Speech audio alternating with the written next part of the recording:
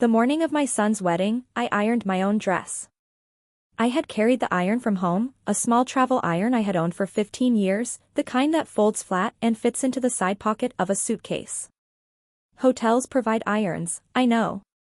There was one in the closet of my room at the Ashford Grand, still in its plastic sleeve. But there was something I needed to do with my hands that morning, something deliberate and unhurried, and so I filled the travel iron from the bathroom tap and pressed the pale blue silk with the same slow care I had given to small things my entire life. I was on the 4th floor. Room 412. The Ashford family of Victoria's parents, Geoffrey and Constance, along with their 3 adult children and their assorted families, occupied a private wing on the 7th floor, which the hotel had cordoned off with the particular discreet efficiency that expensive establishments learn to perform without being asked. James was on the 6th floor in what the website called a junior suite, sharing it with his groomsmen until the ceremony. No one had suggested we share a floor. No one had mentioned, when the room blocks were arranged 4 months earlier through Victoria's event coordinator, that I might have a preference about where I stayed, or whether I might feel more settled being close to my son on the night before his wedding. I had been informed of my room number by text. A single text from a number I did not recognize, with a block reservation code and a check-in time. That was the sum of the communication.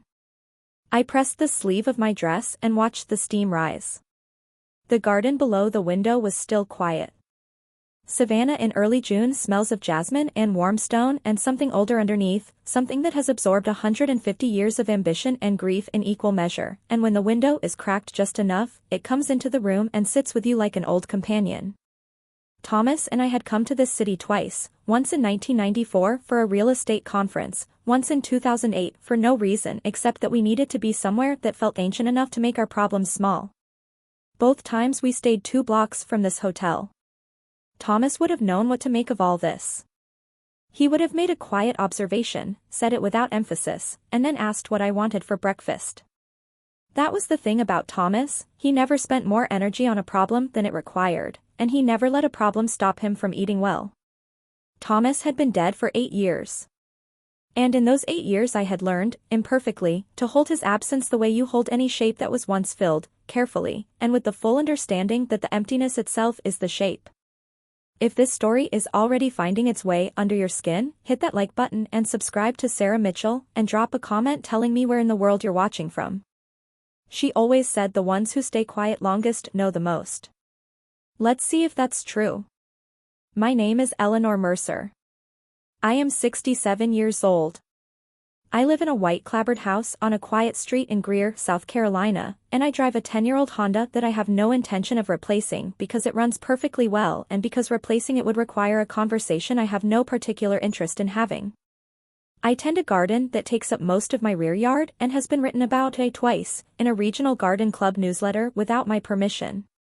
I attend First Methodist, where I sit in the 4th pew from the back, and I have been quietly funding the church's scholarship program for underprivileged high school students for 6 years under the name of a charitable trust that does not bear my own.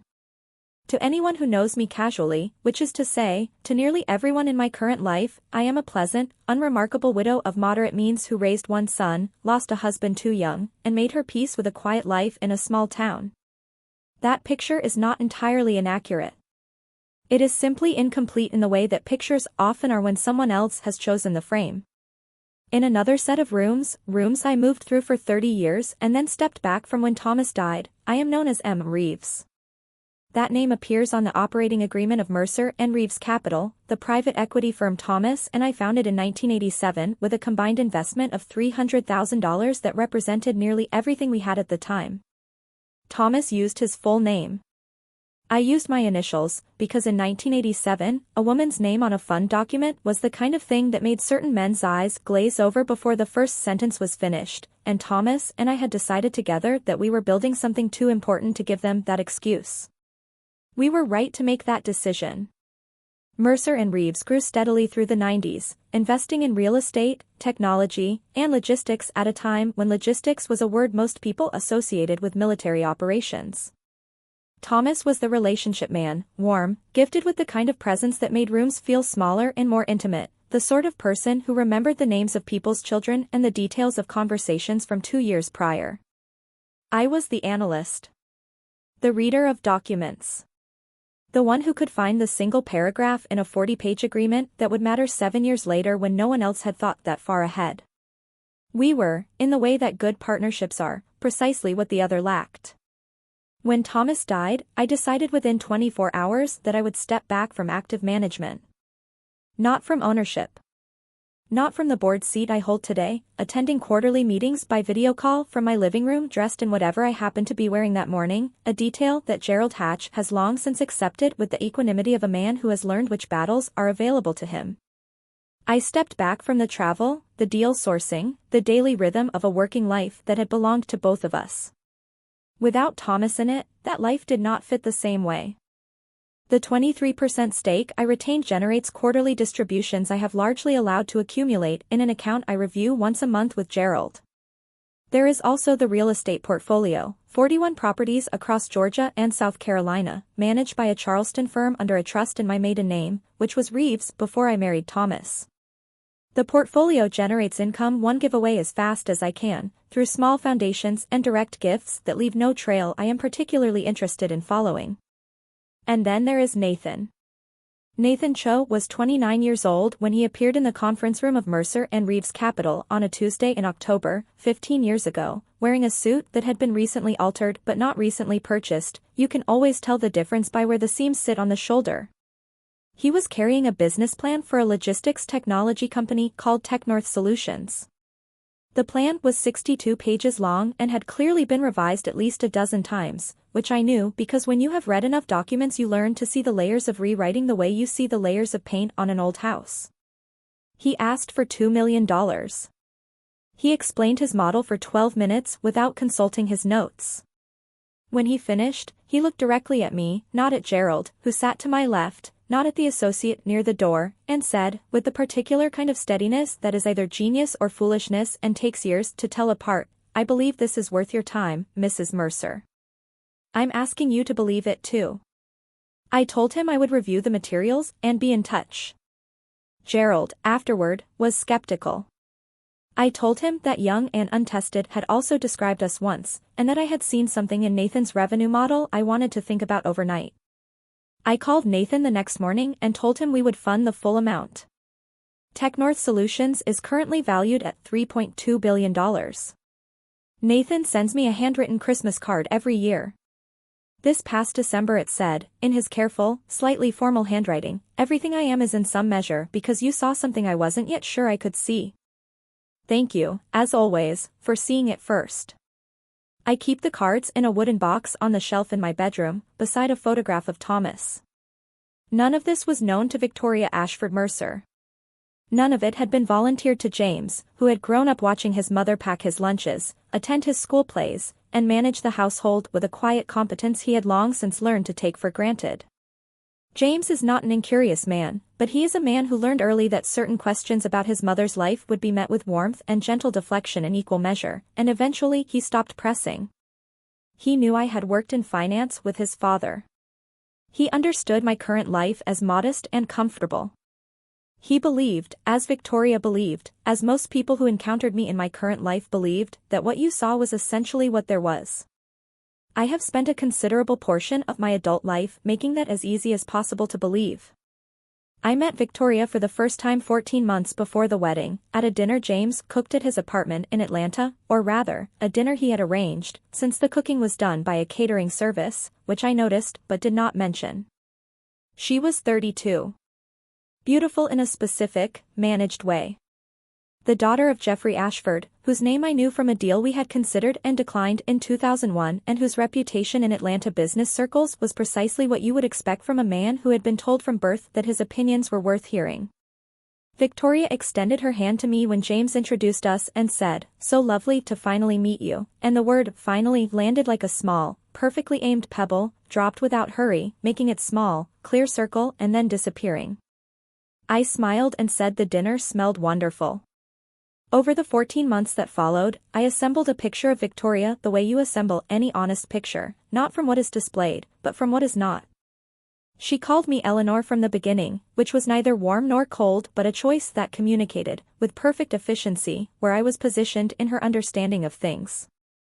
She managed information the way competent people manage resources, distributing it to those who needed it, withholding it from those who did not, and having already decided long before the question arose which category I fell into. In January, I learned from a text James sent that they were spending Christmas in Hilton Head with the Ashford family. We had maintained the tradition of Christmas Eve dinner at my house in Greer for 7 consecutive years, since Thomas died. No one had asked whether I had plans. The text arrived 3 weeks before the holiday. James called afterward and said, with the slightly guilty warmth of a man who knows he has missed something he cannot name precisely, "We'll figure it out for next year, Mom." I told him to enjoy himself. I made Christmas Eve dinner for one and ate at my own table and called Cora, who sent me a photograph of a terrible sweater she had been given as a gift. We talked for 45 minutes. It was a very good conversation. In February, I received a formal wedding invitation addressed to Ms. Eleanor Mercer, with my name printed in an elegant font chosen by someone for whom all names carry equal weight. There was no personal note. There was a small response card directing me to contact Victoria's event coordinator. I replied promptly, wrote my name on the line, and sent it back without addition. The months that followed proceeded around me the way weather proceeds, shaping the environment without requiring my participation. I was not consulted about flowers, menu, or ceremony readings. I was not invited to the engagement party, which I learned about afterward through a photograph Cora sent from her phone with the caption, "You should have been here." The canapés were outstanding. I was not included in the family portrait session that produced the framed engagement photograph James sent me, a beautiful image of him and Victoria in a Savannah park at golden hour, looking radiantly, privately happy, with no room in the frame for anyone else. I put it on the mantelpiece. It is a very good photograph. There was one moment, in April, that stayed with me longer than the others. I had driven to Atlanta for a Friday dinner at a restaurant James chose, a proper dinner, just the two of us, which was increasingly rare, and he had mentioned, while looking at the menu, that Victoria was planning to use the Mercer name professionally. "She likes how it sounds," he said, not quite meeting my eyes. "She thinks it has a certain weight to it." He paused. "I hope that's all right." I looked at my son across the table. He was 43 years old and still had the particular expression he had worn as a boy when he had done something he was not certain about, a slight tightness around the eyes, a willingness to meet your gaze and also to look away. I told him it was a beautiful name and that I hoped she enjoyed it. He looked relieved in a way that told me he had expected something else, and his relief made something in my chest tighten in a way that I allowed myself to feel for exactly as long as dinner lasted, and then I let it go. On the evening before the wedding, at 7:30, there was a knock at my door. Cora. She was carrying 2 cups of coffee from the lobby cafe, and she sat on the edge of my bed with the easy comfort of someone who had spent considerable time in my house over 17 years and knew how to simply be in a room. She had always known how to do this. From the time she was 8 years old, sitting at my kitchen table doing homework while I cooked, filling the silence with the particular quality of good company that does not require performance. "They put you on the 4th floor," she said. "The view is quite nice," I said. "Grandma L." She set her cup down with a small, deliberate thud. "She told the seating coordinator you were a family friend." I was standing 2 feet away. Her exact words were, "Just a family friend of James's, no need to be near the head table. They have you at table 11. I took a slow sip of coffee. It was strong, slightly bitter. I appreciated that about it. "Table 11, I said. "Near the kitchen corridor." I looked at the chart this afternoon. "Well." I considered the carpet for a moment. "At least it will be warm near the kitchen." Cora's expression was that of a 17-year-old who has a great deal of patience for the people she loves and is approaching its natural border. "You don't have to keep doing this," she said. "Doing what?" "Smiling at it." Just quietly smiling and not saying anything. I looked at her. She had her grandfather's eyes, Thomas's mother's eyes, actually, a woman named Ruth who had died 15 years ago and who had possessed the same quality of directness without cruelty, the same way of asking questions as though the answer were simply information needed rather than a verdict being rendered. Cora, I said carefully, I have spent 40 years learning the difference between what deserves a response and what simply wants one. This is not the moment. Then when is, she asked. I did not answer that. But I thought about it for a long time after she left, sitting in the chair by the window with the last of the coffee cooling in the cup, watching the hotel garden go dark in the evening, the lights coming on one by one along the garden path. The ceremony the following afternoon was in the hotel's main ballroom, which Victoria's family had spent 3 months transforming into something that resembled a 19th-century garden party transported into the present through sheer force of expenditure. The effect was genuinely beautiful. I am capable of admiring things made by people I have complicated feelings about. The flowers were extraordinary, cascading ivory roses with something small and white I could not identify, banked along both sides of the aisle so densely that walking through them felt like walking through a very elegant weather system.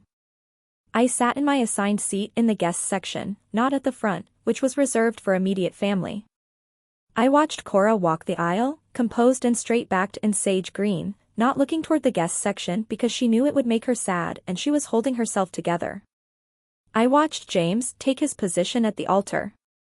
And then I watched Victoria come through the doors on her father's arm, and Jeffrey Ashford walked his daughter with the expression of a man completing a transaction he has agreed to and found satisfactory.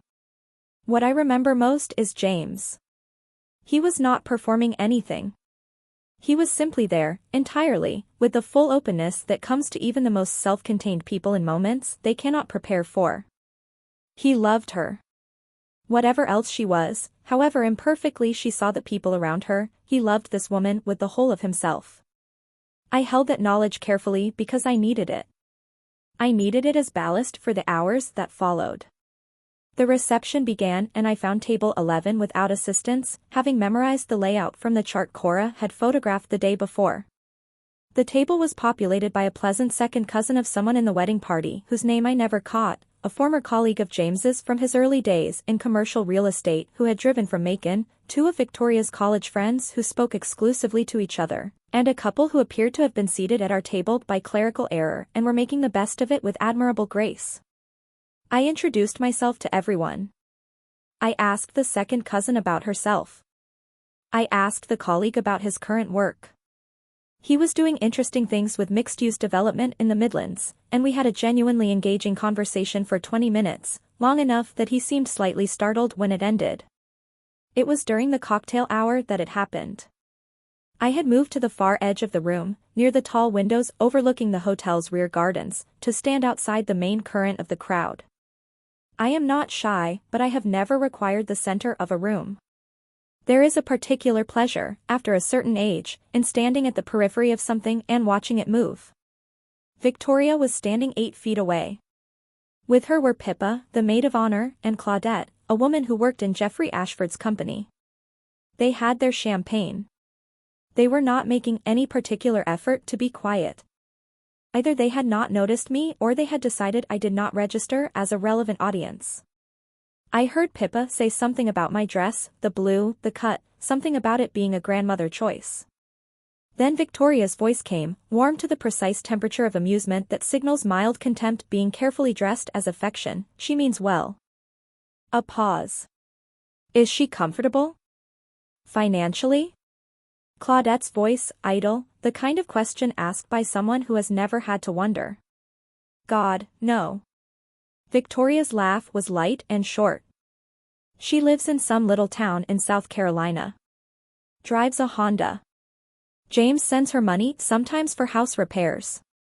She's really just a small gesture I could picture without seeing it. She's nobody. Just James's mother. Sweet, but there's really nothing there. Nobody. The word sat in the air between me and the garden window, small and clean and absolutely unambiguous. I stood very still. The evening light moved across the glass. Somewhere behind me a waiter passed with a tray of champagne, the glasses chiming against each other with a small, bright sound. I was aware of my own breathing, steady and even, the way it had always been when I needed it to be. I thought about the woman I had been at 35, sitting across a conference table from men who had decided before she opened her mouth what she was worth, and making her case anyway, with a precision that outlasted every room she had been underestimated in. I thought about Thomas, who used to say that Eleanor in a room was like a spring in a stone wall, nobody notices it until the day they need water. I thought about Nathan Cho in his too large suit, and what I had seen in him that no one else had. And I thought about Cora's question from the night before. Is it time? I turned away from the window. I smoothed the front of my blue dress. I walked back into the reception and found a glass of water and drank it standing, looking at the room as I always had, carefully, completely, without judgment and without hurry. I went back to table 11. I ate my dinner, which was excellent. I danced once with Cora, who had found me after the toasts and appeared at my elbow without announcing herself, the way she had always done. She was a better dancer than I expected. She did not ask me any questions, which was its own kind of gift. When I said goodnight to James, he held me a moment longer than usual. He pulled back and looked at me with something I recognized as the beginning of a question he did not quite know how to form. Are you okay, Mom? I'm wonderful, I said. This was a beautiful day. He searched my face for a moment, and I gave him nothing to find there, and he nodded and kissed my cheek and went back to his wife and his celebration and his happiness, which was real and which I wanted for him completely. I took the elevator back to the 4th floor. I hung my dress carefully on the hanger it had traveled in. I filled a glass with water from the tap and drank it standing at the window, looking at the garden below, which was lit now by small ground-level lights that made it look like something from a different world. I set my alarm for 6:45. I had asked Gerald Hatch to meet me at 8:30 in the hotel restaurant, and Gerald had driven from Charleston specifically because I had told him on the phone, 6 days earlier, that I was ready to talk about the portfolio decisions I had been deferring for the better part of a year. He would be waiting in the morning with his briefcase and his good memory and the particular expression he wore when a client had made up their mind and he was simply waiting to find out what for. I lay in the dark of room 412 and listened to the faint pulse of the reception below, music moving up through the building's bones the way sound moves in old structures, not intrusively, just present. The particular notes of a song I could not identify, and then applause, and then silence, and then music again. I thought about what Victoria had said. Nobody. Just James's mother. I thought about how precisely accurate that was, from where she was standing, with the information available to her. I thought about how long and how deliberately I had made it accurate, and about what it had cost me in the end, not in money or in pride, but in the quiet accumulation of moments like this one, where people who should have known better did not know at all because I had never given them the materials to know with. I thought about Cora, who had sat on the edge of my bed the night before with 2 cups of coffee and asked me a question that deserved an honest answer. And I thought about Gerald, waiting for me in the morning, and about Nathan Cho, who was, as I knew from the conference schedule Gerald's assistant had forwarded me last week when I realized we would be in Savannah at the same time, currently scheduled to present at the Southeast Tech Summit beginning that same morning in the hotel's convention wing, 2 floors below the restaurant where Gerald and I would be sitting. Nathan Cho, who had not seen my face in 3 years, but who would walk through any lobby in the world and know me immediately by sight, because there are some debts you spend your whole life visibly carrying, and I was the reason Tech North existed, and he had never in 15 years allowed himself to forget it for a single day. I closed my eyes. I let the building settle around me, its old Savannah bones creaking gently with the weight of all the things that had happened inside them over the years, all the celebrations and the reckonings and the mornings when someone woke up in a room they had been assigned and understood, finally, what they were going to do. The answer to Cora's question was yes. It was time. Gerald Hatch is 61 years old and has the particular bearing of a man who has spent 4 decades in rooms where precision matters more than warmth, but who has also, somewhere along the way, developed a genuine appreciation for both. He arrived at the hotel restaurant at 8:27, which meant he had arrived at 8:15 and spent 12 minutes reviewing something on his phone in the lobby, because Gerald is never late and never early in a way that suggests urgency. He ordered coffee before I arrived, had my usual waiting, black, no sugar, in a proper cup rather than the paper sleeves the breakfast buffet stations were using, and stood when he saw me cross the threshold. This is something Gerald has always done. Stood when I enter a room. Not because anyone told him to, but because it was his natural response to the particular gravity I apparently carry, which I have spent so many years working to make invisible that its persistence still occasionally surprises me. Eleanor. He extended his hand, shook mine firmly, and we sat. For a moment neither of us spoke, which is one of the things I have always valued about Gerald. He understands that silence between people who know each other well is not a problem to be solved, but a condition to be respected. He picked up his coffee. I picked up mine. Through the tall windows of the restaurant, Savannah was arranging itself into the beginning of a June morning, sunlight on the squares, the old oaks moving just slightly, a woman walking a large dog along the sidewalk with the unhurried confidence of someone who has nowhere to be until she decides. "How was the wedding?" Gerald asked. "Beautiful," I said. "The flowers were exceptional." He considered this for a moment. "How was everything else?" I looked at him across the table. Gerald has been managing the financial architecture of my life for 11 years, since the man who preceded him retired to Beaufort and took up saltwater fishing. In those 11 years, he has seen me make decisions that others questioned and that time consistently vindicated, and he has maintained the kind of professional faith in my judgment that is only available to someone who has watched it operate up close for long enough. He is also one of perhaps 7 people in the world who knows the full picture, the trust structures, the portfolio holdings, the board seat, the quarterly distributions, all of it, and he carries that knowledge with an absolute discretion that I have tested exactly once, by not testing it at all, which is the only reliable test. "I had a useful conversation with myself last night," I said. "I would like to talk about the Ashford Group properties." Gerald set his cup down. "All right," he said. The Ashford Group properties were a set of commercial holdings in and around Atlanta that had entered my portfolio through a process I will describe with the brevity it deserves. Jeffrey Ashford had, in 2017, approached Mercer and Reeves Capital for a capital infusion during a period of significant overleveraging in his commercial real estate holdings. The conversation had not gone particularly well from Jeffrey's perspective, but the underlying assets were sound, and I had structured a private bridge arrangement that allowed him to stabilize his position in exchange for first right of refusal on 7 specific properties should he ever choose to divest. The agreement was documented through one of my Charleston trusts and signed by Jeffrey in the presence of his own attorney, who had read every word and raised no objection. Jeffrey did not know who Em Reeves was. He had met, briefly, in the context of that transaction, the Charleston attorney. He had never met the woman behind the initials. He had certainly never connected the widow of moderate means who had sat at table 11 at his daughter's wedding the previous evening to the entity that held a contractual claim on a portion of his family's assets. "I want to exercise the first right," I told Gerald. He produced his briefcase from beneath the table, opened it on the chair beside him, and extracted a folder that was approximately the thickness of a respectable mystery novel.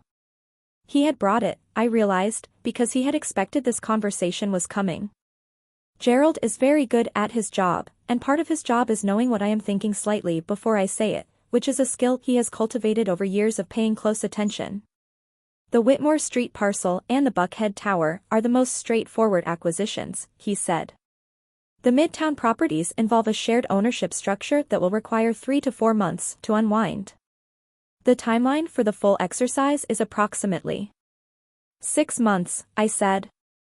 "That's acceptable." He made a note. Then he looked up. "Is there anything else you'd like me to structure alongside this?" I told him there was. I told him about Cora's Education Trust, which I had been considering for some time and would like formalized before September.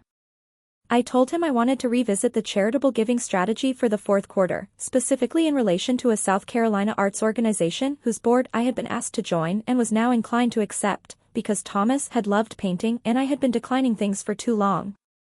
And I told him that I wanted to schedule a proper conversation with the board of Mercer and Reeves about resuming a more active advisory role, not full return, not the daily rhythm I had stepped back from, but something more substantial than the quarterly video calls I had been offering for 8 years. Gerald was quiet for a moment after I finished. He has a particular quality of stillness when he is absorbing information, a kind of gathering that happens behind the eyes before it becomes words. "May I ask what's brought this on?" he said. It was not a challenge. It was a genuine question from a man who had watched me maintain a specific posture for years and was now observing me shift it. I thought about Victoria's voice near the window last night, light and certain and utterly uncomplicated in its dismissal. I thought about table 11.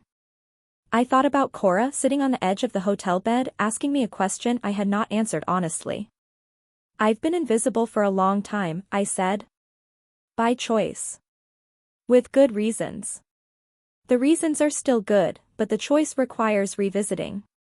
Gerald nodded once, the specific nod of someone who understands exactly what has been said and is choosing not to press further. He made another note.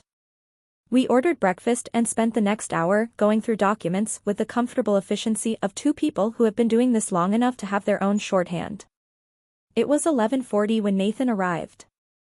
I heard him before I saw him. His voice carries in a particular way, a warm, deep resonance that you remember once you have heard it. Slightly formal in its cadence in a way that suggests someone who grew up being very careful about how he spoke and then became successful enough not to need to be careful anymore, but kept the care anyway because by then it was part of who he was.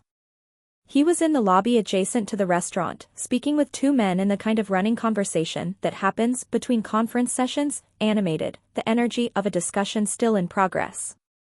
Gerald noticed the change in my attention. He looked toward the doorway. Nathan came through it a moment later. He was 44 now, the suit no longer newly altered but clearly custom and clearly expensive, the kind of expensive that is specific and considered rather than performed. He had grown into himself in the way that certain people do when success stops being something they are pursuing and becomes simply the medium they move through.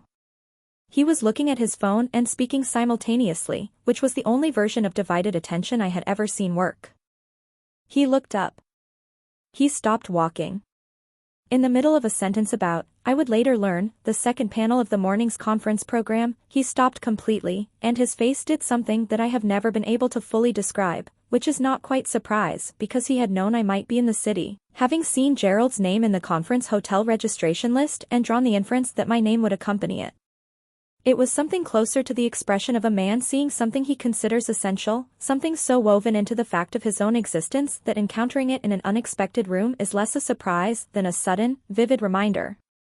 He was across the restaurant in 12 seconds, and I know it was 12 because I was still watching the clock on the wall and Gerald, who later confirmed it, had counted absently. Mrs. Mercer. He took my hand in both of his, and his voice had the full weight of 15 years in it. All of it present in 3 words. I had no idea you were in Savannah. Why didn't you tell me? I would have. I was here for a family event, I said. And you had a conference to prepare for. That is not even remotely an acceptable answer, he said, with the particular warmth of someone who can hold you accountable and love you at the same time, a quality I had always admired in him. He pulled the nearest empty chair from an adjacent table with one hand and sat as though he had always intended to be in this conversation. He looked at Gerald. Good to see you, Hatch. He looked back at me. The panel finishes at 12:30. Can we have lunch? There are 14 things I want to talk to you about, and at least 3 of them I've been saving specifically for when I could say them in person. I'd like that very much, I said. Gerald, who was gathering his folders with the practiced efficiency of a man who has watched the most important conversations in his client's life happen around him and knows how to make room, said he would be in the lobby when I needed him and departed without requiring any further acknowledgement, which is one of the many reasons I have kept him for 11 years. Nathan settled into the chair and looked at me with the kind of attention that has always been his particular gift, not the performed attention of someone who has learned to make eye contact, but genuine focus, the way a very good student looks at something they want to understand completely. You look well, he said. You look like a man who slept 4 hours before a conference presentation, I said. He laughed, surprised, genuine, the full version. 3.5. There was a situation with the projector setup last night that became my problem because I was the only one who understood what the problem actually was. He paused. I have 1,100 attendees for the keynote this afternoon. And you're spending your break talking to me. There is nothing I would rather be doing, he said simply. We talked for 40 minutes. The restaurant was filling and emptying around us with the specific rhythms of a conference hotel mid-morning, and people moved past our table at intervals that created a shifting audience of the incidental, a brief witness, then gone. Nathan talked about TechNorth's current acquisition strategy and the question he was wrestling with about vertical integration in the Southeast Logistics Corridor. I asked 3 questions that I already partially knew the answers to because I find that the questions you ask when you already have a hypothesis are often where the most interesting information lives. He answered them with the slightly arrested quality of someone whose thinking is being usefully disrupted. We had been talking for perhaps 30 minutes when Victoria walked in. She was with Pippa and a third woman I recognized as one of the Ashford cousins, all 3 in the bright, slightly elevated mood of a wedding morning that has concluded well and is now becoming a pleasant day of expensive nothing. They were heading for the window table, the one with the best view of the square, a table I knew from the morning had been reserved by name. Victoria moved through the restaurant with the kind of ease that belongs to people who expect rooms to accommodate them, and she was speaking to Pippa in a low, amused register, and she had not yet looked toward the interior of the room. Then Pippa saw Nathan. To be precise, Pippa saw Nathan the way people who have been following the business news for the past 5 years see Nathan Cho when they encounter him in a physical room, with a slight jolt of recognition. The small rearrangement that happens when a face you know from screens and profiles resolves itself into a present, actual human being. She touched Victoria's arm. Victoria turned. I watched her see Nathan. I watched her see me. The sequence of that double perception, him first, then me, and the adjustments happening in real time, lasted perhaps 3 seconds and was one of the most instructive things I had witnessed in recent memory. She arranged herself immediately. The competence of that arrangement was, I thought, something Thomas would have found genuinely impressive. "Eleanor," she said. Her voice was warm and generous, carrying none of last evening's carelessness. "What a lovely surprise." She was looking at Nathan.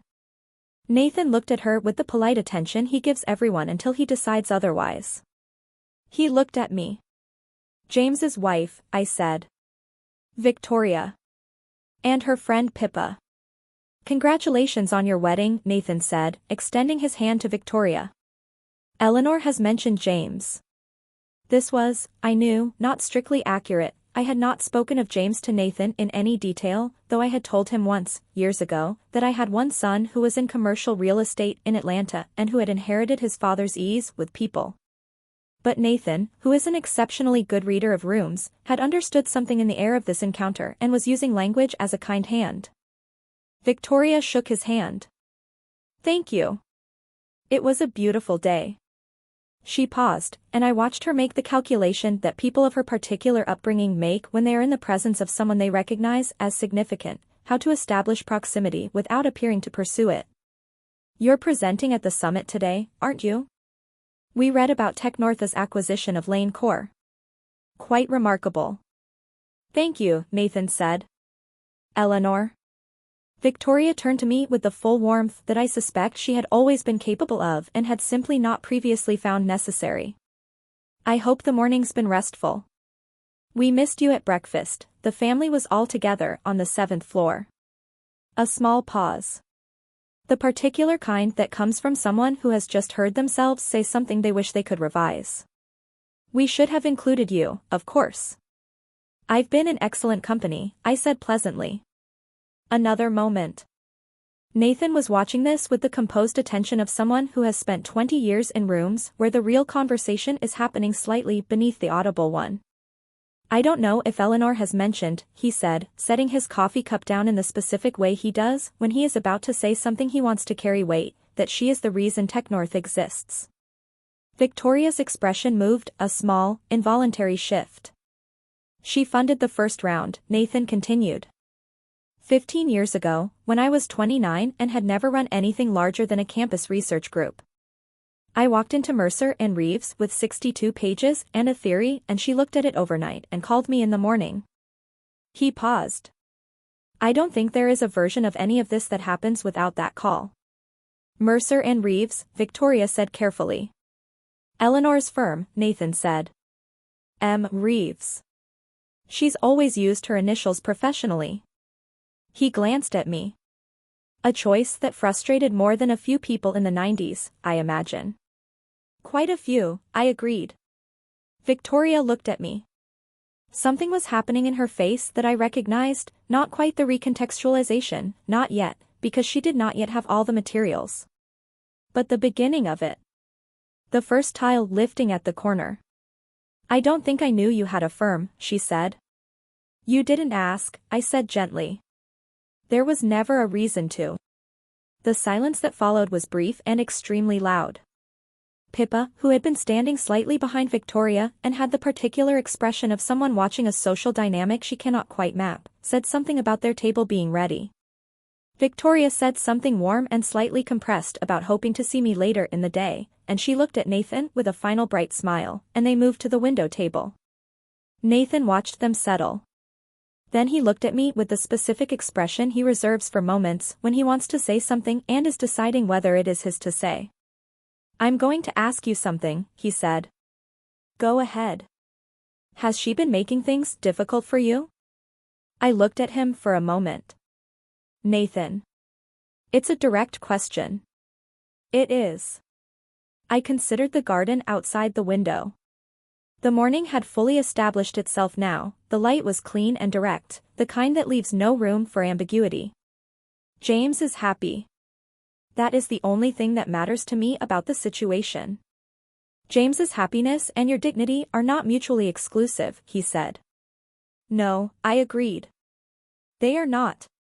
Which is why I had a conversation with Gerald this morning that has been waiting for about 3 years. He tilted his head slightly, the gesture he makes when he is listening with his full attention rather than simply his ears. The Ashford Group, I said. A beat. Jeffrey Ashford, Nathan said slowly. Victoria's father. Her maiden name is Ashford Mercer. She took both names professionally. Including mine, apparently, because it has a certain weight to it. He was very still for a moment. Then he said, Eleanor. What did you do? Nothing yet, I said. The agreement was made years ago and is entirely legitimate. I simply chose not to exercise it until now.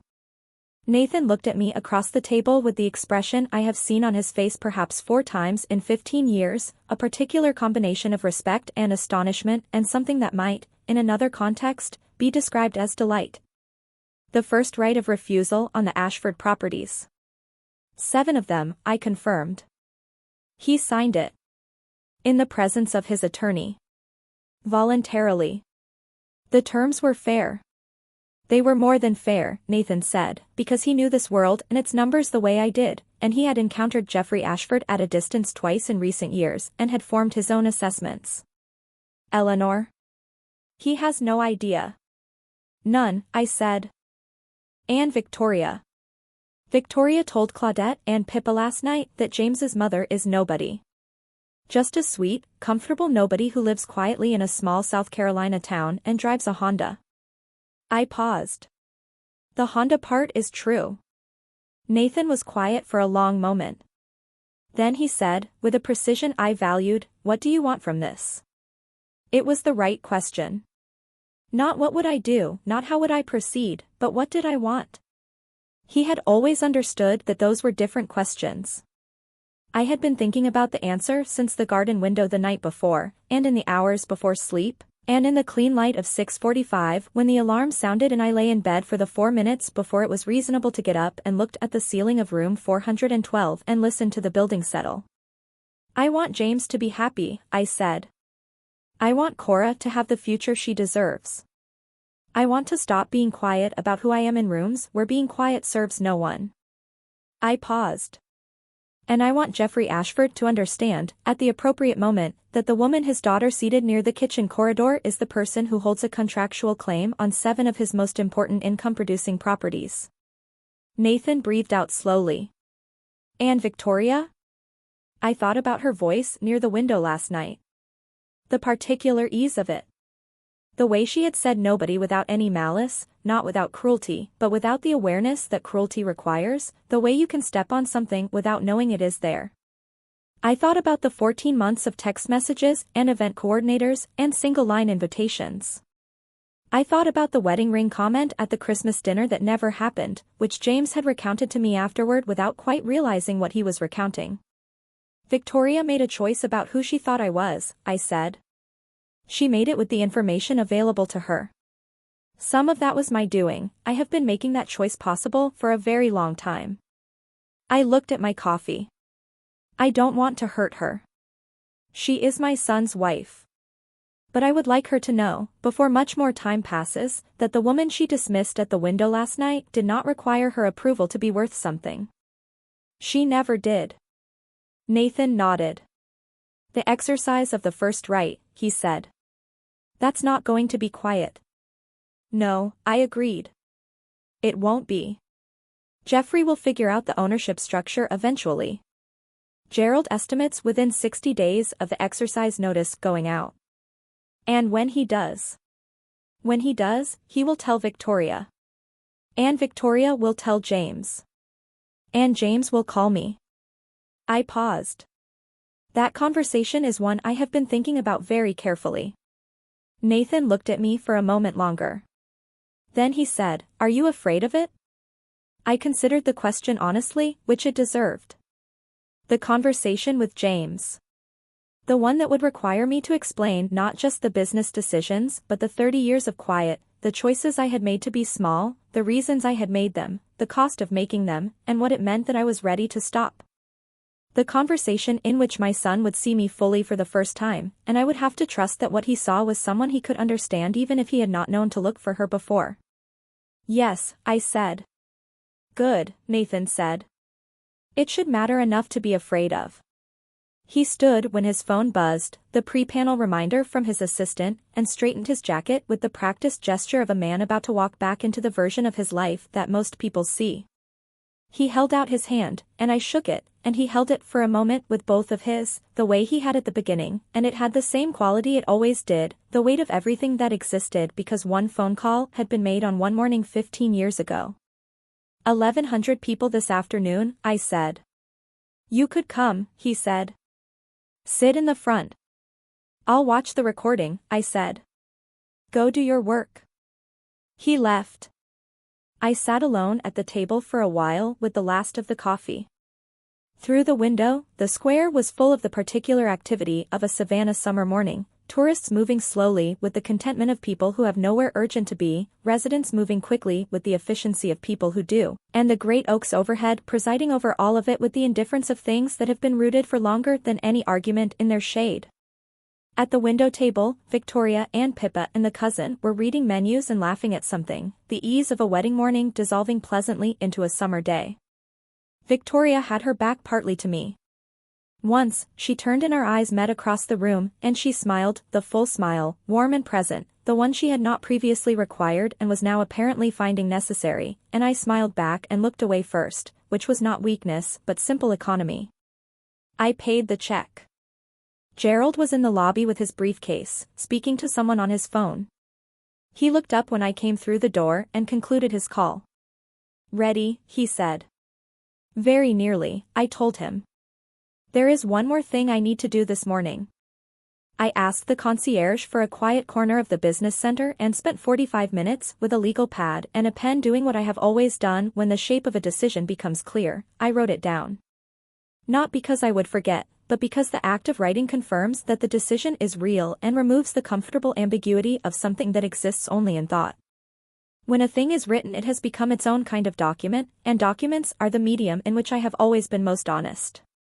I wrote about Thomas first. Not as preamble but as anchor, because the years of invisibility had begun as a form of grief, and grief that has become a habit requires naming before it can be released. I had made myself small in the years after he died not because I was afraid of the world but because the world without Thomas had felt like a space I was not sure I deserved to fill with my full presence. He had been the part of us that was visible and warm and legible to rooms full of people, and when he was gone I had retreated into the part of us that was quiet and private and worked in the fine print, and I had confused that retreat with appropriate mourning when in fact it had become something else, a way of not deciding who Eleanor Mercer was when she was only herself. 8 years is a long time to defer that question. I wrote about James. About the specific quality of love I had for him, which was total and without condition and which had been, I recognize now, one of the reasons I had not pressed against the edges of his life with Victoria sooner. I had wanted to be easy for him. I had wanted to take up as little space as possible because I understood, intuitively, that his marriage was still young and his love for his wife was real and any friction from the direction of his mother would become a problem he would manage by making me smaller. I had made myself smaller first, preemptively, which is what you do when you love someone and you are afraid that the full version of yourself is more than the situation can hold. The full version of myself. I sat with that phrase for a moment. 67 years old. A fund I co-founded from almost nothing. 41 properties. A board seat. Nathan Cho, who would not exist as he is without one phone call I made on a Tuesday morning when I had read 62 pages overnight and believed what they were saying. A garden that grows because I tend it. A scholarship program that sends 8 children a year to universities their families could not otherwise afford. A friendship with my granddaughter that is one of the most honest relationships I have had since Thomas died. A white clapboard house that has needed a new roof for 2 years and will get one this fall because the money exists and always did, and the only thing preventing it was that I had let someone else's misunderstanding of my circumstances become my own operating assumption. I wrote, "It is not vanity to be seen accurately." Then I wrote, "The conversation with James is not an ambush. It is an introduction." I underlined that second one. Because what I was about to do, the Ashford properties, the board, the fuller presence in the world, was not revenge, though it would feel to some people like a correction and to others like a revelation and to Jeffrey Ashford like a reckoning. It was not calculated to wound Victoria, whose dismissal of me had been casual and incurious and would become, in time, one of the facts of her marriage she would need to reckon with, not because I required her regret but because James deserved a wife who knew who his mother was.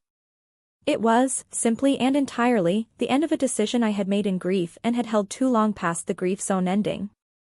I tore the pages from the legal pad, folded them, and put them in my bag. Gerald was in the lobby with a fresh cup of coffee and the patience of someone who has built a practice entirely on understanding that the people worth working with cannot be rushed. I told him to make the call to the Charleston firm and begin the formal exercise notice. He nodded and reached for his phone. Outside the hotel, Savannah moved through its morning without particular acknowledgement of anything that had shifted inside one of its buildings. The oaks stood in their squares. The jasmine moved in the warm air. Somewhere in the convention wing, Nathan Cho was preparing to speak to 1,100 people about the future of logistics technology, and the woman who had made it possible was putting on her sunglasses and walking out the front door of the Ashford Grand into the clean June light. I would drive home to Greer that afternoon. I would sit on my porch and call Cora, who would answer on the second ring the way she always did, and I would tell her what I had set in motion, and she would be very quiet for a moment and then say something that made me laugh. I would walk through my garden before the light failed and note what needed attention, and I would make dinner for one at my own table without feeling the smallness of it, because the smallness had never been real. And in 60 days, give or take, a letter would arrive at Jeffrey Ashford's attorney's office from a Charleston firm representing the interests of a trust whose principal was one Eleanor Reeves Mercer, and Jeffrey Ashford would read it twice and then call his attorney and ask him to explain it again, and the attorney would explain it, and Jeffrey would sit very still in his expensive Atlanta office and do the arithmetic that men who have spent their lives underestimating quiet women eventually have to do. And at some point after that days, maybe a week, James would call. And I would answer. And I would be ready. James called on a Thursday. I know it was a Thursday because I was in the garden when the phone rang, working on the section near the back fence where the dahlias had been struggling since late May with a drainage problem I had been meaning to address for 2 seasons. My hands were in the soil and my phone was on the garden bench 5 feet away, and when it buzzed I looked at the screen and saw James's name and felt, in the space between seeing the name and answering, the particular quality of calm that comes not from the absence of feeling but from having prepared for it so thoroughly that the feeling arrives and finds everything already arranged. I pulled off one garden glove and answered. Mom. His voice had the careful quality of someone who has been thinking about the first word they will say for longer than is comfortable. Just that one word, and already I could hear everything in it, the confusion, the effort to stay level, the particular strain of a man who has discovered that 2 things he believed were separate are in fact connected in a way that reorganizes a significant portion of what he thought he understood. James, I said. I sat down on the garden bench. The sun was still warm enough to be pleasant in the late afternoon, and a cardinal was doing something energetic in the oak at the back of the yard that Thomas had planted the year James was born, not a ceremony, just something Thomas had decided to do on an ordinary Wednesday, the way he had often made the permanent things look offhand. I got a call from Victoria's father this afternoon, James said. All right. A pause. He wanted to know about a letter his attorney received. From a Charleston firm. Representing a trust. Another pause, longer. He said the trust's principal is you. That's correct, I said. The silence that followed was the kind I had imagined many times, not hostile, not accusing, but enormous, the way a room feels enormous when the furniture you've always assumed was fixed turns out to be on wheels. I waited in it without filling it, because the silence belonged to James and he needed to use it in his own way. Mom. His voice was different now, the careful register gone, something more direct underneath it, almost a boy's voice, the voice of someone asking a genuine question from a genuine place of not knowing. What is the Charleston firm? What is the trust? What does Jeffrey mean when he says you hold a contractual right on 7 of his properties? Those are 3 questions, I said. I'd like to answer all of them, but I'd rather do it in person. Can you come to Greer this weekend? A brief pause. Victoria. Victoria is welcome, I said. I mean that. But James, this conversation is between you and me first. However you'd like to arrange the rest of it is entirely your choice. Another pause. When he spoke again, something had shifted, a small loosening, as though the structure he had been holding rigid against uncertainty had found a seam he could breathe through. Saturday, he said. I'll come Saturday. I'll make lunch, I said. The dahlias are finally doing something interesting. You can see them before we sit down. He made a sound that was almost a laugh. Almost. Okay, Mom. James. Yeah, I love you. Everything I'm going to tell you on Saturday, all of it exists inside that. A long moment. I know, he said quietly. I think I've always known that. We said goodbye, and I sat on the garden bench for a while after the call ended, my bare hand in my lap and the gloved one still holding the trowel I had been using before the phone rang. The cardinal had moved on. The afternoon light was doing what it does in South Carolina in June when the air is clear, going golden in the way that makes everything it touches look as though it has been considered carefully and found worthy. The dahlias near the fence stood in their complicated reds and oranges, opening toward a light they had been struggling toward all season and had now, it seemed, finally reached. I put the trowel down and called Cora. She answered on the second ring. He called, I said. I know, she said. He texted me first. He said, and I'm reading directly, he said, Cora, do you know anything about Grandma's business interests? What did you tell him? I told him he should ask you. A pause. And then I said he should probably sit down first. I laughed. It was a full, genuine laugh, the kind that surprises you by arriving from somewhere you didn't know was available. Cora. He loves you, Grandma L. He's going to be okay. She paused. Is she coming on Saturday? He didn't say. I told him it was his choice. She'll come, Cora said, with the certainty of someone who has been observing Victoria for 14 months with the clear-eyed specificity of youth. She won't be able to not come. She'll need to be in the room. That's all right, I said. I want to be there too. Cora. I'm not asking to be a witness to something dramatic. I'm asking to be there because I'm part of this family and I've watched you carry this alone for a long time and I would like to be in the room when you stop carrying it alone. A pause. Also, I make excellent coffee and someone is going to need it. I thought about it for approximately 4 seconds. Come Friday evening, I said. You can help me in the garden Saturday morning before they arrive. I'll be there by 7. She was there by 6:45, which is how I know she inherited something from Thomas. Saturday arrived with the particular stillness of a summer morning that has not yet decided what it will become, the sky holding everything in a temporary suspension, the air cool enough to be comfortable in the garden, the light arriving flat and honest without the drama of the previous evening's spectacular sunset that Cora and I had watched from the back porch with 2 glasses of sweet tea and the easy silence of people who have nothing they need to perform for each other. We had worked in the garden from 7 until just past 9, Cora on the dahlia bed and I on the rose section near the house that needed attention I had been deferring since March. She worked with a focused competence that surprised me until I remembered she had been sitting at my kitchen table doing homework while I gardened since she was 8 years old and had absorbed more than I had realized. She asked no questions about the coming conversation. She hummed something low and tuneless that I did not recognize and which suited the morning exactly. At 9:30 we came inside and I made a proper lunch, nothing elaborate, but careful, the kind of meal that takes time without announcing that it has taken time.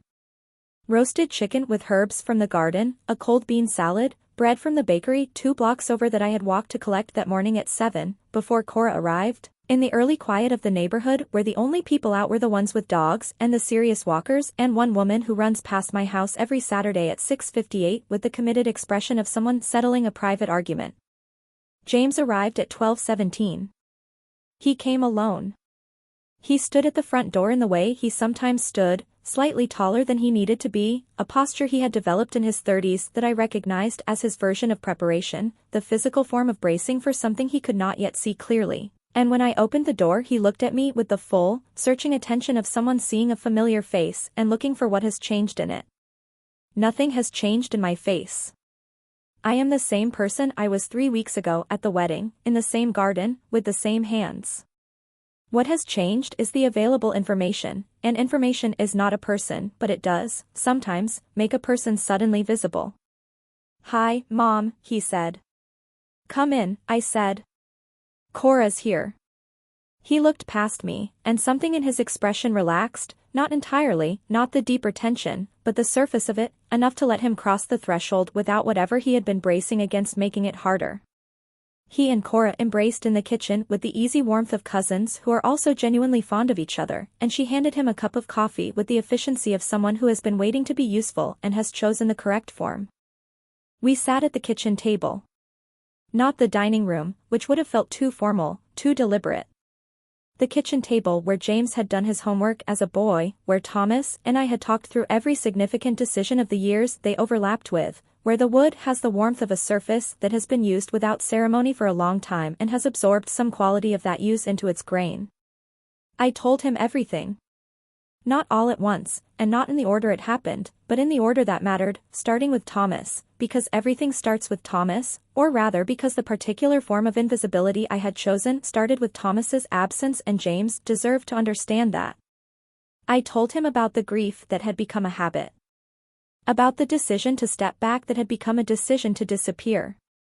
About the years of quarterly calls and the garden and the scholarship trust and the way I had let the picture of his mother become whatever was most convenient for the people in his life because I had been too deep inside my own private grief to understand that this had consequences I was not the only one living with. He listened. He is a good listener in the way that Thomas was a good listener, not passive, but present, the kind of attention that does not deflect or preempt but simply receives and holds what it receives and lets it settle before responding. He held the coffee cup in both hands and did not look away. When I got to the fund, the firm, the initials, the years of building what Thomas and I had built and what I had continued in the quieter, more private form after he died, James set the cup down. He looked at the table for a moment. Then he looked at me. "I knew you'd worked in finance with Dad," he said. "I knew there was the firm." "I didn't know," he stopped. "Reorganized." "I didn't know the scale of it." "You didn't ask," I said. "Not as an accusation. As a simple fact." "You didn't offer," he said. "Also a simple fact." "No," I said. "I didn't." Cora, across the table, held her coffee cup and said nothing, which was the correct thing to hold and the correct thing to say.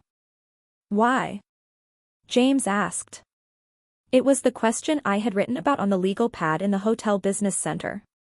The one I had answered for myself in the garden and in the early morning hours and in the long spaces between one thing and the next that are available to people who live alone. I had been waiting for him to ask it, and now that he had, I found that the answer was simpler than I had expected, not because it was small but because it had been sitting inside me long enough to become clear. "Because I was afraid," I said. "Not of being known. I was afraid that if I was fully known and fully present, James, the real version, not the comfortable one, I would be a problem for your life in some way I couldn't control. I was afraid of being a weight. A complication.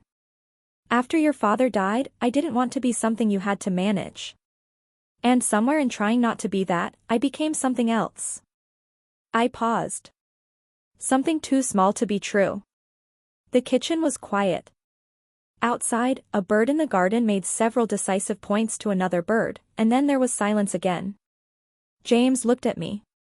He was 43 years old and had his father's jaw and his grandmother's eyes and the particular expression he had had since he was a child, when something surprised him not by being unexpected but by being true in a way he recognized immediately and had not previously had language for.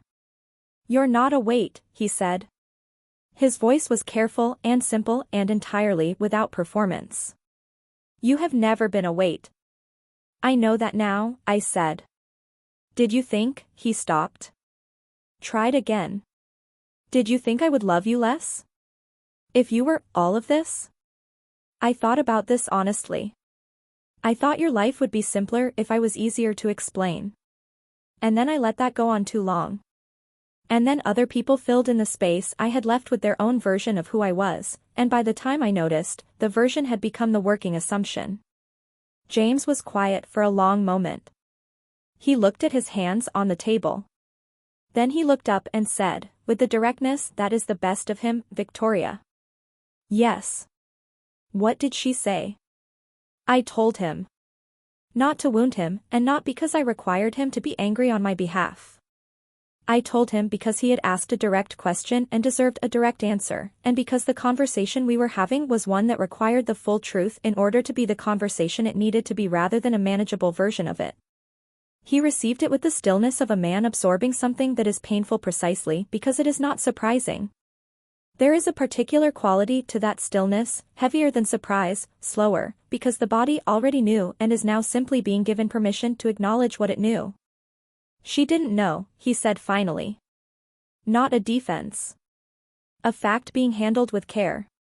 She knew what was available to her," I said. I had made a version of myself available that made that conclusion easy. "She is not blameless," what she said was unkind regardless of what she believed. But she was working with the picture that existed, and I had helped paint it. He nodded. Slowly. "The Ashford properties. 7 parcels. The agreement was made in 2017 when Jeffrey needed bridge capital. The terms were fair. His attorney reviewed everything. He had no idea who you were." "No." "He met the attorney. He communicated through intermediaries. The trust is held under Reeves, my maiden name. There was no reason for him to connect it to Eleanor Mercer. Until now. Gerald sent the exercise notice last week. Jeffrey's attorney will have briefed him by now. Jeffrey will have told Victoria." I paused. "I imagine that is why you came alone today."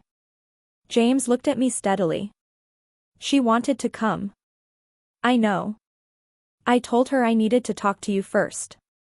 He paused. She understood. She said to tell you she was sorry." "James." I know it's not that simple. But she said it, and she meant it, and I wanted you to know." He looked down at the table, then back up.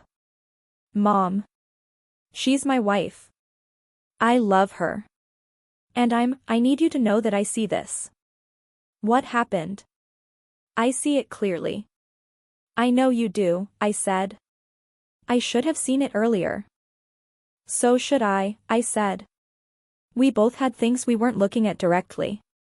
The difference is that I have had 8 years of practice with my particular version of not looking, and I am now fully out of patience with it." The small sound that came from Cora at this was not quite a laugh and not quite a word, but it broke something open in the room, a release of pressure, the specific relief that comes when someone says an honest thing that has been waiting and the room recognizes it and breathes out. James looked at his cousin with an expression of such fond exasperation that for a moment he looked exactly 17 years old. "I'm glad you're here," he told her. "I knew you would be," she said, and refilled his coffee.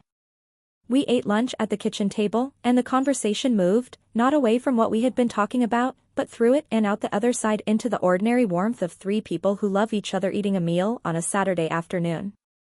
James asked about the garden, and I showed him the dahlias after we finished, walking him through the back door into the June afternoon while Cora cleared the table inside and made a great deal of productive noise that told me she was also texting someone and doing so without any attempt at concealment.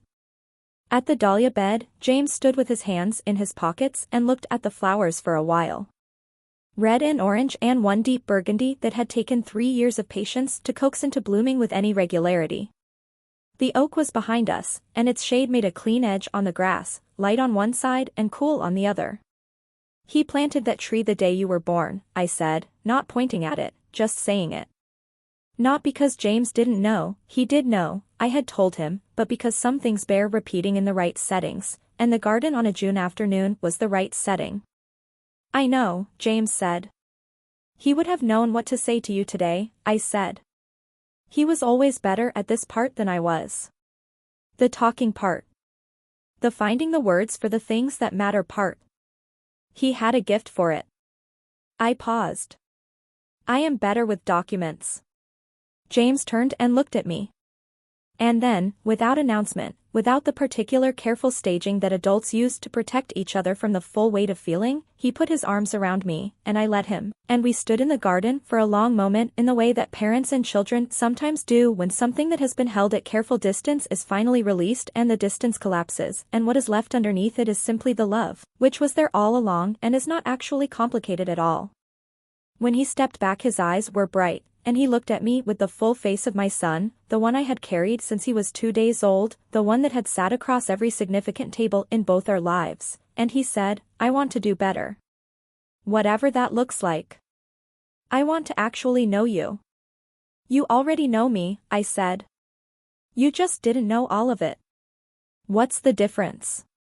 I thought about it. Knowing someone and knowing their whole story are two different things. You have always known who I am. Now you'll know what I've done. Both are part of the picture. Neither one makes the other less true. He nodded. "Okay," he said.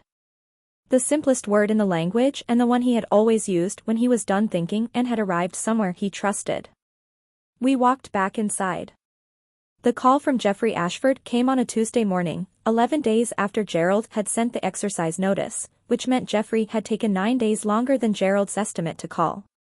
I found this interesting and filed it away as information about how Jeffrey responds to situations that reorganize his understanding of his own position, slowly, after sustained consideration, and with the interval suggesting either very careful preparation or difficulty accepting that the situation was real. His voice on the phone was the voice of a man performing control over a situation he has recently discovered he does not control. I recognized the performance because I have heard it many times across many tables in many rooms, the careful baritone, the pacing of sentences, the particular register of someone who has decided in advance that they will not be seen to be unsettled and has not yet noticed that the decision itself reveals the unsettlement. "Mrs. Mercer," he said. "I wonder if we might have a conversation." "Of course," I said. I was at my desk in the front room of the white clapboard house, which functions as my home office and contains the specific order of someone who keeps her important documents exactly where they are supposed to be and knows precisely where every item sits relative to every other item. The agreements, the trust documentation, the exercise notice copies, all of it in the third drawer, because I had put them there when Gerald sent copies and because I had expected this call and wanted to be exactly where my best thinking happens when it came. "I've been reviewing the documentation with my attorney," Jeffrey said. "The 2017 agreement." "Yes," I said. "I have to be candid with you, Mrs. Mercer." I didn't. A pause. The performance of control briefly lapsed. "I wasn't aware of your involvement in that arrangement." "The arrangement was made with a Charleston firm on behalf of one of my trusts," I said. "Everything was fully disclosed in the documentation. The identity of the principal is a matter of public record accessible through the trust registry." "Of course," he said. "Of course, yes." A brief silence. Given the family connection, I wonder if there might be a conversation to be had about the terms. Whether there's flexibility. Jeffrey, I said. Not unkindly. But clearly. He stopped. The terms are what they are, I said. They were fair in 2017 and your attorney confirmed they were fair in 2017, and fairness does not become negotiable simply because the other party turns out to be someone you had dinner with last month. A pause. I am happy to discuss the timeline of execution and to be reasonable about transition periods if that serves your business interests. But the exercise of the first right will proceed. A long silence. I could almost hear the reorganization happening, the specific interior recalculation of a man who has spent 65 years in a world that has consistently confirmed his assessments, encountering the information that his assessment of one particular situation was substantially incorrect. I see, he said finally. I imagine it's a great deal to absorb, I said. Yes. A beat. May I ask, was the intention? He stopped. Reorganized. Was this always planned this way? I understood the real question underneath the question. Was this a trap? Was the dinner and the daughter and the wedding all part of something calculated against him? No, I said. The 2017 agreement was made because your assets were sound and the terms were fair and it was a good investment. The decision to exercise the right now has nothing to do with your family and everything to do with my own. These are entirely separate matters that happen to involve the same people at a particular moment in time. I paused. I have no interest in hurting you, Jeffrey. I have some interest in being no longer invisible. Those are different things, and only the second one concerns me. Another silence. When he spoke again, something had changed in his voice, the performance of control was gone, or mostly gone, and what was underneath it was simply an older man sitting with a complicated morning. She didn't know, he said. Victoria. When he stopped. She had no idea who you were. I know that, I said. She would never, he stopped again. And then, with the particular difficulty of a proud man saying something that costs him, I raised her to understand that people are what they appear to be. That what you see is what there is. I'm not sure I did her any favors with that. I was quiet for a moment. This was not what I had expected from Jeffrey Ashford, and I had prepared for this conversation as thoroughly as I prepare for anything, which is very thoroughly. This admission, small, undefended, carrying the weight of a parent looking at what they have given their child and finding it incomplete, was not part of any version I had written in the legal pad. She has time to learn something different, I said. She's 32. I was still learning things at 60. Yes, he said quietly. I suppose that's true. We talked for another 20 minutes about the practical aspects of the transition, properties, timelines, the mechanics of the transfer that Gerald and the Charleston firm and Jeffrey's attorney would manage between them with the efficient, emotionally neutral language that legal and financial processes use because they have understood that human beings need a layer of professional distance between themselves and their largest upheavals. Jeffrey was, I found, a sharper thinker in the practical register than the emotional one, which is true of many people, and the conversation became functional and almost collegial once it moved into the specifics. When we were nearly done, he said, James is a good man. He is, I said. Victoria loves him. I believe that, I said. And I did. Whatever else was true about Victoria, the management of rooms and people and information, the particular assumptions she carried about who was worth seeing fully, she loved my son. I had seen it in his face at the altar. Whatever she felt about him was real enough to make him stand there with his whole self present, and that kind of love does not come from nothing. I'd like to think they'll be happy, Jeffrey said. So would I said. I intend to know them well enough to see it happen. A brief pause that carried something in it I could not quite name, something between acknowledgement and the beginning of what might, over considerable time and several difficult conversations, become something like respect. Good day, Mrs. Mercer, he said. Good day, Jeffrey, I said. I set the phone down on the desk and looked out the front window at the street. The woman who runs past at 6:58 every Saturday came past at that moment. It was not Saturday, it was Tuesday, but there she was, which meant she ran on Tuesdays too, and the committed expression was the same, and she was apparently winning the argument. I called Gerald and told him the call had gone well. He said good and asked 3 practical questions and I answered them, and then he said, with the particular warmth he allows himself approximately 4 times a year, Eleanor. Well done. Thank you, Gerald, I said. Then I called Cora, who answered on the second ring. Victoria came to Greer on a Wednesday in July, alone, without arrangement, or rather with the arrangement being a text to James that he relayed to me as, she wants to come. She said she doesn't want me there for it. I thought about what it costs a person of Victoria's particular upbringing to ask for a conversation in which they will not have the advantage of any framing, any narrative management, any version of events they have prepared in advance. The cost is considerable. That she was asking for it anyway told me something. Tell her Wednesday afternoon, I said. She arrived at 2 o'clock in a car that was not her usual car, something smaller, quieter, borrowed or rented, which I noticed and did not comment on. She came to the front door in a light dress and no jewelry except her wedding ring, which she was wearing on the right hand, which I recognized as the particular geometry of someone who has made a deliberate choice that morning about what to carry and what to set down. I let her in.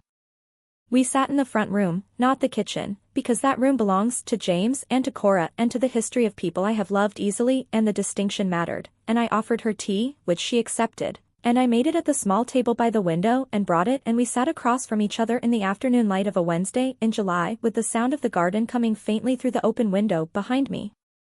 She looked at me the way people look at something they have recently understood they were looking at incorrectly, not with shame, exactly, which is too simple, but with the adjusting attention of someone who has been handed a new set of instruments and is recalibrating. I owe you an apology, she said. Yes, I said. Not unkindly. Not to make it harder. Simply because it was true, and she had come here for honesty, and the honest answer to an accurate statement is agreement. She received the yes, with a small intake of breath and then continued, what I said at the reception. You heard me. I was standing near the window, I said. I know. James told me where you were standing. I've thought about it a great deal. She paused. I want to tell you that I didn't mean it as, that it wasn't about you specifically. It was, she stopped. Looked at her hands. Then looked back up with the directness of someone who has decided to abandon a line of reasoning that was not serving her. That's not true. What I said was about you. And it was wrong. And I have no honest explanation for it that makes it less wrong. I looked at her. In the afternoon light of the front room she looked younger than she did at the wedding, or perhaps simply less managed. The gap between the version she presents and the person underneath it narrowed in a way that made her more legible and, I thought, more interesting. Victoria, I said. You made an assumption about me. You made it with the information you had, and some of that information you drew from observation and some of it I had provided by being consistently invisible. I am not without responsibility for the picture that existed. I paused. What concerns me is not that you had the assumption. It is that you spoke it with such ease. That nobody cost you nothing to say. That's what I want you to think about. She was quiet. Outside, the garden moved in the warm air with the particular sound of a summer afternoon that has nowhere to be. James talks about you differently than I understood, she said slowly. When he talks about you, there's something in it. I didn't know what it was. I think I told myself it was just the way people talk about their mothers when they're close. But it's something else. It's the way people talk about someone they recognize as more than they know how to fully say. She paused. I didn't let myself understand that until recently. Why not? I asked. A long pause. The honest kind, where the person is not composing an answer but locating one that already exists. Because understanding it would have required me to be curious about you, she said. And being curious would have meant making room. And she stopped. Then, quietly, I am not always good at making room. There it was. The true thing, said plainly, with the particular cost of self-knowledge that is not comfortable but is real. No, I said. I've noticed that. She looked at me. Something crossed her face, not quite a smile, but the shape that lives just before one, a kind of arrival at a shared understanding of where things actually stand. My father called me after he spoke with you, she said. He said, she paused. He said you told him that she has time to learn something different. 32 is young enough. Her voice was careful. Is that still true? After all of this? I thought about James's face at the altar. About the way he had held me in the garden. About the cardinal in the oak tree and Thomas planting it on an ordinary Wednesday and all the things that had grown from that ordinary Wednesday into everything that now existed. Yes, I said. It's still true. She nodded. Not the quick nod of relief but the slow one of someone who has received something they are not sure they deserve and are deciding to carry it carefully. We talked for another hour. About James, the James she knew, which was not so different from the James the first knew, because the best of him was consistent and she had seen it. About Geoffrey, who had apparently spent a weekend in something resembling contemplation and had said to Victoria, in a conversation she described with careful brevity, that there were things he had taught her about people that required revision. About the house in Atlanta where she and James were building a life I was no longer entirely external to. About what it might look like for me to be present in it, not as a project, not as a corrective, but simply as the person I actually was, which was James's mother and someone worth knowing, and both of those were true at the same time and neither diminished the other. When she left, she paused at the front door and turned back. There was a moment of preparation, I could see it, the gathering of something she had decided to say and was making herself say. I'd like to hear about it, she said. The firm. What you built. If you wanted to tell me sometime. I'll tell you over dinner, I said. Come in the fall, when James can be here too. I'll make Thomas's recipe for Sunday roast. He adapted it from his mother's and I adapted it from his, and it's the best thing I cook. She smiled. Not the managed version. The full one, unexpected and unguarded, and in it I could see what James had seen at the altar, something real, something worth the complications that surrounded it. We'll come, she said. After she left I went back to the garden. The evening was beginning its slow approach, the light shifting from the direct clarity of afternoon toward the warmer, more considered quality of 5 o'clock in July, and the garden received it differently than it received the morning light, as though it knew the day was completing something and had arranged itself to acknowledge this. I worked on the dahlia bed until the light was too low to see the detail of what I was doing, which is the garden's particular way of telling you it is time to stop working and simply be present in it. I put the tools down and sat on the bench and looked at what was growing, the dahlias in their complicated abundance, the roses that had recovered from my March neglect and were doing something quietly spectacular near the fence, the oak filling the corner of the yard with a shadow that had lengthened every year for 43 years. I thought about Thomas. Not with the old weight of loss, which has never fully left and which I no longer expect to leave, but with the particular quality of presence that long grief occasionally offers, the sense of someone still occupying the room they have always occupied, simply in a different form. He would have been interested in all of it. The wedding, the window, Nathan across the restaurant table, Gerald with his briefcase, Geoffrey's voice on the phone, Victoria at the front door with her wedding ring on the right hand and the managed version of herself set temporarily aside. He would have said, with the precise warmth of someone who loved you and did not require you to be smaller than you were, Eleanor. There you are. There you are. I had spent 8 years arriving back at myself, arriving back at the woman who had looked at 62 pages overnight and seen what they were saying, who had built something from $300,000 and decades of clear-eyed work, who had stood in conference rooms full of men who had decided before she opened her mouth what she was worth and had made her case anyway with a precision that outlasted every room she had been underestimated in. I had spent 8 years finding my way back to her through the grief and the habit of grief, and I was not entirely certain I had arrived until the morning of my son's wedding when I stood at a garden window and heard a young woman say nobody and felt something in me go very still and very clear. Not angry. Clear. Clear the way water is clear when you hold it to the light and see straight through to what is on the other side. I was not nobody. I had never been nobody. I had been, for 8 years, in active and deliberate collaboration with the misapprehension that I was, and the collaboration had served purposes I could name and costs I had been slow to count, and the ledger had finally, on a Thursday evening in a hotel room in Savannah, come to the kind of sum that requires a decision. The decision had been made. The decisions that followed it had been made. The conversations that had needed to happen had happened, and the ones that remained would happen in their own time, over Sunday roasts and dahlia beds and cups of coffee at kitchen tables where the wood has the warmth of long use. I was 67 years old. I had a board seat I was resuming. I had 41 properties and a 23% stake in a fund and a granddaughter who arrived 6 minutes early and made excellent coffee. I had a son who looked at me on a Saturday in my garden and said, "I want to actually know you." I had a daughter-in-law who came alone on a Wednesday afternoon and said, "I'd like to hear about it," in a voice that carried the beginning of something I was not naive enough to call simple and not cynical enough to discount. I had a garden that was doing something extraordinary with the dahlias this year, finally, after 3 seasons of patient tending.